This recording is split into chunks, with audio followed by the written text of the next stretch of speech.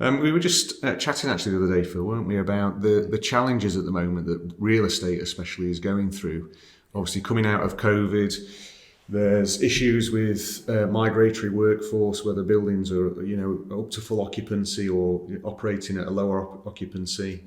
We have challenges for building operators around reporting mechanisms and frameworks that they have to adhere to. So things like CREM, GREBS, LEED, ISO 50001.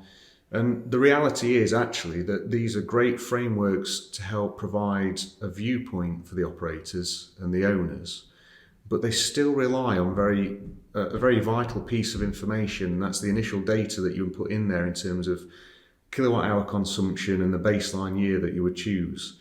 And for me, I think that's where one of the biggest challenges presently sits, because there's a lot of assumptions that are put into these frameworks. The reality is that to get the quality of information that you need, there's effort that's required to actually gather that information together. And it's not just about reporting against it, it's where does that data come from? Can you get validation of that data? Can you put assurance behind it? They would have been dealing with buildings that were kind of running at 100%. They would have had, a lot of various different reporting structures based on that kind of occupancy. Where now, with the last couple of years, the way the workforce has changed, the way people are working from home a lot more, there's remote working. You might have some days where your occupancy is huge in a building, and then other days where it could be down to maybe 10 or 15%.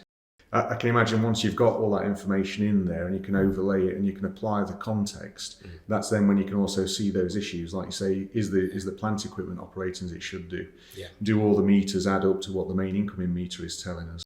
BMS systems obviously have a facility for trending data, but you might be looking at maybe one or two data points singly and not the whole picture. So you might only start to realize what the actual building is performing like when you can see 30, 40, 50 data points together in a dashboard, something that's actually really easy to follow.